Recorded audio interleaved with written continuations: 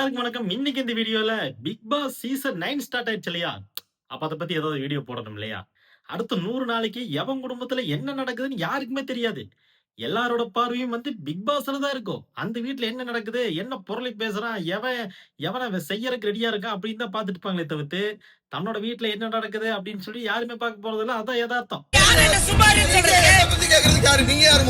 அந்த எதார்த்த கண்டுபிடிச்சுட்டா நம்ம விஜய் டிவி. அதனால தான் அதுக்கு தகுந்த மாரி கன்டென்ட் போட்டுருக்கான். சரி, ஸ்டார்ட்டிங்ல ஓப்பனிங்கே ஒரு நல்ல ஆள இறக்குவாங்க அப்படின்னு பார்த்தா, என்ன சொல்றது? "என்னை பார் யோகம் வரும்" அப்படின்னு சொல்ற மாரி நம்ம டாக்டர் திவாகர கிளப்பி விட்டாங்க. எங்கிருந்து அந்த ஐடியாலஜி கிடைச்சதுன்னு தெரியல. ஏன்னா மக்களும் இன்னைக்கு அதத்தான் விரும்புறாங்க. கிறுக்குத்தனமா யாராவது இந்த சோசியல் மீடியால பேசிட்டு பண்ணிட்டு இருந்தானா, அவங்களுக்கு தான முதலிடம் குடுக்குது இந்த சமுதாயம். சரி, அப்படியே நம்ம இந்த ஒரு வாய்ப்பு குடுத்துட்டு போலாம்ன்னு சொல்லி நெனச்சுட்டாங்கன்னு நெனைக்கிறேன். இவங்க எண்ணத்துல தீய வைக்க, இந்த மனுஷன் நம்மள YouTubeலயும், Instagramலயும் தான் இந்த வாட்டர் லெமன் சீன நடிச்சு நடிச்சு சாகடிச்சான்னு பார்த்தா, பிக் பாஸ்ல மேடையிலயும் போயிட்டு, அங்கேயும் போய் இந்த வாட்டர் லெமன் சீனையே நடிச்சு தொலையறாப்ல. ஒரு கட்டத்துக்கு மேல நம்ம விஜய் சேதுபதி, "ஆள விட்றா சாமி. நீ அந்த மாரி இங்க பண்ணிட்டு இருக்கக்கூடாது. நீ வேற மாரி பண்ணணும். அதுக்கு தான் இங்க உன்ன அனுப்பிச்சிருக்காங்க. முதல்ல 100 நாள் அந்த வீட்ல இருந்து காட்டு. அதுக்கப்புறம் என் முன்னாடி நடிச்சு காட்டு" அப்படின்னு சொல்லி உள்ள அனுப்பிச்சுட்டாப்படி சூதானமா. அப்படிப்பட்ட ஒரு சூழ்நிலைக்கு தள்ளப்பட்டிருக்காரு நம்ம விஜய் சேதுபதி.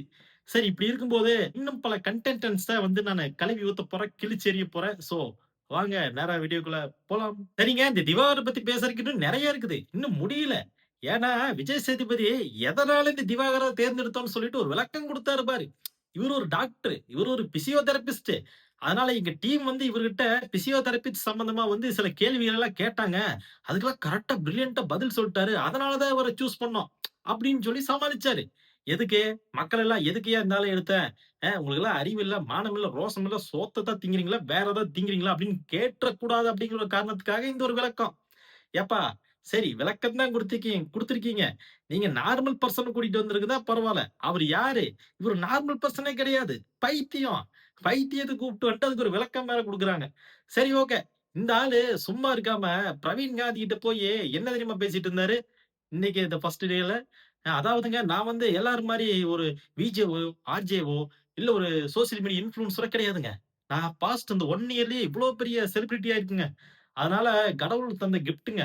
நான் தாங்க அடுத்த சிவாஜி கணேசன், எம்ஜிஆர், அதுக்கப்புறம் விஜயகாந்த்ன்னு சொல்லாம விட்டானே, அதுவரைக்கும் சந்தோஷம். சொல்லியிருந்தானா பிக் பாஸ்லயே செருப்பு கழட்டி அடிச்சு வீட்டுக்கு அனுப்பிச்சுட்டு இருப்பாங்க. அப்படிப்பட்ட ஒரு சம்பவம் நடக்கல. எதிர்பார்த்தேன், நடக்கல. சரி, இப்படிதான் நம்ம கிறுக்குத்தனமான மனுஷன் இந்த வேலைய பண்ணிட்டு இருக்காரு. சரி, அடுத்ததா யார தெரியுமா கூப்ட்டாங்க? செகண்ட் கண்டெஸ்டன்ட்ஸ், ஹாட்டான செலிபிரிட்டி. அதுவும் இவங்க தான் இன்ஸ்டாகிராம் மாடல். அரோரா சின்கிளர். இவங்கள பத்தி பேசாம இருந்தா, நம்ம இளம் வாலிபர்கள்லாம் கதறுவாங்களே, கண்ணீர் வடிப்பாங்களே அப்படிங்கிறதுக்காக, அவங்கள பத்தியும் நாம பேச வேண்டிய ஒரு சூழ்நிலை. ஏன்னா, அவங்கள பத்தி ஆல்ரெடி நம்ம ஒரு வீடியோ பண்ணியிருக்கோம். அதெல்லாம் நீங்க பார்த்திருப்பீங்கன்னு நெனைக்கிறேன். பார்க்காதவங்க பழைய வீடியோ செக் பண்ணி பாருங்க. அரோரா சின்கிளர். சரி, இந்த அம்மா என்னத்த தான் கழட்டுச்சு அப்படின்னு பார்த்தா, நெறைய விஷயங்கள கழட்டி கழட்டி மாட்டுச்சு. அதனாலேயே கொஞ்சம் பிரச்சனையும் வந்துச்சு. ஆ என்ன சொல்றது? சின்ன குழந்தைகள்லாம் விளையாடுவாங்க பலூன் வச்சு. அந்த பலூன வச்சு இவங்க ஒரு சம்பவம் பண்ணியிருந்தாங்க. அதனாலேயே பல மில்லியன் கணக்குல வியூஸும் போச்சு. பிகின் நோட்ஸ்ல கூப்பிட்டு வச்சு, உட்கார வச்சு, சில கசமுசா வேலைகள்லாம் பார்த்தானுங்க. அதனாலேயே இந்த புள்ள பயங்கரமா ஒரு செலிபிரிட்டி ரேஞ்சுக்கு இன்னைக்கு வந்துருச்சு. சரி, அவங்கள கூப்பிட்டு வச்சு அந்த பசங்கலாம் கொஞ்சம் ஆனந்தமா இருப்பாங்களே! இந்த ஜென்ஸியும் நம்ம நாளைக்கு விஜய் டிவிய பார்க்க வச்சிடலாமேன்னு சொல்லி ஒரு எண்ணம் போல. அதனால அந்த அம்மாவையும் கூப்பிட்டு வச்சு ஃபன் பண்ணிட்டாங்க. சரி, ஹாட்டான ஒரு கேர்ள் வேணும் இல்லையா? அதுக்காக அவங்க கூட சூஸ் பண்ணியிருக்கலாம். சரி, இந்த அம்மா என்ன பண்ண போகுது அப்படின்னு சொல்லி பார்ப்போம். அதிலயும் பாருங்க, நம்ம தவளவாயன் யாரப்பா அந்த திவாகரு போயி, "உங்க ஃபேஸ் அழகா இருக்கு. உங்க லிப்ஸ் அழகா இருக்கு. உங்க கண்ணு அழகா இருக்கு" அப்படின்னு போய் சொன்னதுக்கு நம்ம விஜே பாரு வந்துட்டு, "ஓ! உனக்கு அது பேத்தி மாரியா?" அப்படின்னு சொல்லி ஒரு பல்ப குடுத்துருச்சு நம்ம திவாகருக்கு. சரி, இப்படி இந்த மாரி ஒரு இடத்துக்கு இந்த மாரி ஒரு பொண்ணு தேவைன்னு சொல்லி நெனச்சிருக்காங்க போல. சரி, அடுத்ததா நம்ம பேச போற கன்டென்ட் இந்த போட்டியில மிக முக்கியமான ஒரு விஜே கலந்துகிட்டு இருக்காங்க. அவங்க தான் நம்ம விஜே பாரு. இவங்கள தெரியாத ஆளே இல்ல. இவங்கள இன்ஸ்டாகிராமர்ன்னு சொல்றதா, யூடியூபர்ன்னு சொல்றதா, சோசியல் ஆக்டிவிஸ்ட்ன்னு சொல்றதா, இல்ல கவர்ச்சி கண்ணாளகின்னு சொல்றதா, என்னதான் சொல்றது? எல்லாத்துக்கும் பொருத்தமான ஒரு ஆளா தானே இருக்காங்க. இவங்க கிட்ட கொஞ்சம் ஜாக்கிரதையா இருக்கணும். ஏன்னா, எந்த அளவுக்கு ஹாட்டா இருக்காங்களோ, அந்த அளவுக்கு ஹாட்டா பேசியும் புடுவாங்க. ஏன்னா, வாயில வந்ததெல்லாம் பேசக்கூடிய ஒரு நபர். அப்படிங்கிறனால, உள்ள இருக்கிற ஆளுகள்லாம் கொஞ்சம் பார்த்து நடந்துக்கங்கப்பா. ஏதோ வெளிய இருந்தா கூட உங்களுக்கெல்லாம் அட்வைஸ் பண்ணலாம். உள்ள நீங்க அந்த அம்மாவோட சுயரூபத்த பார்க்க தானே போறீங்க. அந்த மாரி ஒரு ஹாட்டான, ஸ்பைசியான ஒரு என்ன சொல்றது? ஒரு டேஞ்சரான ஆளு. அதனால இந்த அம்மா என்ன நம்மளுக்கெல்லாம் கன்டென்ட் குடுக்க போகுது அப்படிங்கிறத பொறுத்திருந்து பார்க்கலாம். சரி, அடுத்ததா மக்களே, ஒரு சோகமான விஷயம் என்னன்னு கேட்டீங்கன்னா, இந்த பிக் பாஸ் சீசன் 9ல வொர்ஸ்ட்டா வந்து இந்த ஆளுகள எல்லாம் செலக்ட் பண்ணியிருக்காங்க. அதுல ஸ்பெசிஃபிக்கா இந்த அகோரி கலையரசன். இந்த பையன எல்லாம் எதுக்கப்பா உள்ள எடுக்குறீங்க? எத்தனையோ பேர் வந்து ஸ்கில்ல வச்சுக்கிட்டு, நல்ல திறமைகள வச்சுட்டு வெளிய இருக்காங்க. அவங்கள மாரி ஆளுகள ஃபில்டர் பண்ணி உள்ள போடாம, இந்த தவள வாயன், இந்த தப்பட்ட வாயன், அது மட்டும் இல்லாம இந்த பைத்தியங்க, பில்லி சூனியம் வைக்கிறவன், சாமி ஆடுறவன், பொய் பேசுறவன், இவனுங்கள எல்லாம் கூப்ட்டு வந்து இந்த சீசன வந்து நடத்துறீங்க. இப்படி இருக்கும்போது, உங்க மேல இருக்கிற நம்பிக்கையே போச்சுப்பா! அப்படிங்கிற மாரி தான் இருக்குது. எப்படித்தான் இந்த சீசன் ஓட்ட போறீங்கன்னு தெரியல. ஒரு பாசிட்டிவ் வைபா நம்ம ஒரு போட்டிய பார்க்குறோம் அப்படிங்கிற ஒரு ஃபீலே இல்ல. எங்க பார்த்தாலும் நெகட்டிவிட்டியாவே இருக்குது. மக்கள் எல்லாம் வந்து இன்னைக்கு முடங்குறாங்க. இன்னைக்கு Twitterலயோ, மத்த சமூக வலைதளங்களையோ. என்னப்பா வொர்ஸ்ட்டா வந்து கேரக்டர்லாம் சூஸ் பண்ணியிருக்காங்க அப்படின்னு சொல்லிட்டு. சரி, உங்களுக்கு என்ன டிஆர்பி ஏத்தணும்னா யார வேணாலும் கூப்ட்டு வந்து போடுவீங்கப்பா. அது உங்களோட இஷ்டம். ஆனா பார்க்கறக்கு எங்களுக்குன்னு ஒரு இஷ்டம் இருக்கு இல்லையா? அதிலயும் பாருங்க இந்த விஜய் சேதுபதி அவர்கள்ட்டயே வந்து, "எனக்கு ஒரு மந்திரம் குடு" அப்படின்னு சொல்லி விஜய் சேதுபதி கேட்கிறாரு. இவரு, "நான் போட்டி முடிச்சுட்டு வந்து உங்களுக்கு தனியா பார்க்குறேங்க. அங்க உங்களுக்கு இந்த மந்திரங்கள போதிக்கிறேங்க" அப்படிங்கிறாரு. இவரு பெரிய புத்தரு.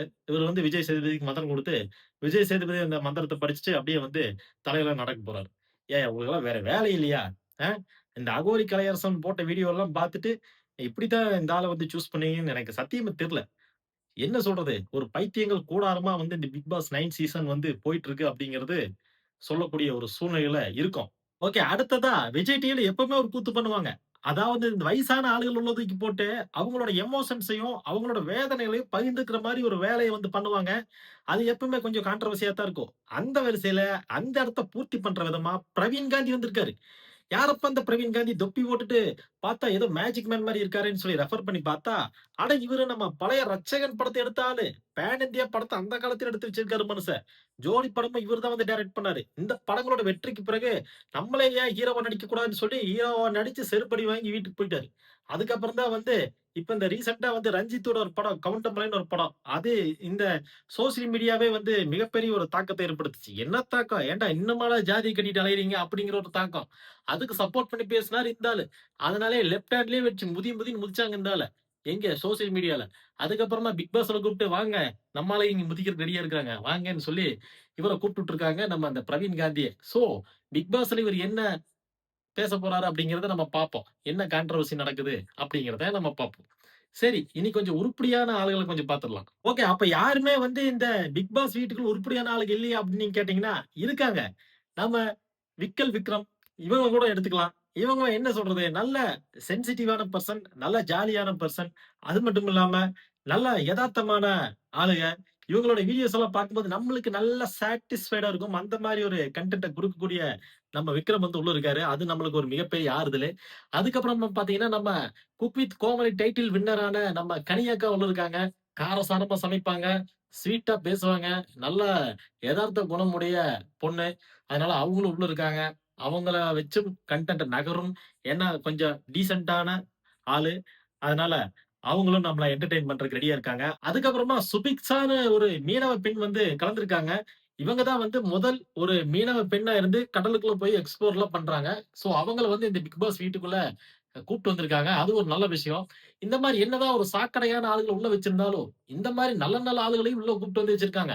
இந்த டைம் பார்த்தீங்கன்னா, மேக்ஸிமம் யாருன்னே தெரியாத ஆளுகள தான் வந்து உள்ள கூப்ட்டு வந்து வச்சிருக்காங்க. கொஞ்சம் ஃபேமஸான ஆளுங்க உள்ள இருந்தாலும், நெறைய பேர் நம்மளுக்கு வந்து தெரியாத ஆளுகளா தான் இருக்காங்க. ஒரு கொரியன் பையன், "யாரப்பா கொரியாலருந்து கூப்ட்டு வந்துட்டாங்களா? இந்த ஜென்ஸி பசங்க ஆவலா இருப்பாங்களே, அவங்களுக்கா கூப்ட்டு வந்துட்டாங்களா?" அப்படின்னு பார்த்தா, இந்த பையன் என்ன சொல்றது? கொரியாக்காரன்லாம் கிடையாது. நம்ம புதுக்கோட்டை பையன். நம்ம புதுக்கோட்டை பையன் வந்து இந்த மாரி ஒரு கெட்டப்ல வந்து சுத்திட்டு இருக்கான். அதாவது அவங்க பாட்டியும், தாத்தாவும் வேற வேற வேற கண்ட்ரிய சேர்ந்தவங்க. அதனால இந்த மாரி ஒரு கொலாபரேஷன் நடந்து போச்சு.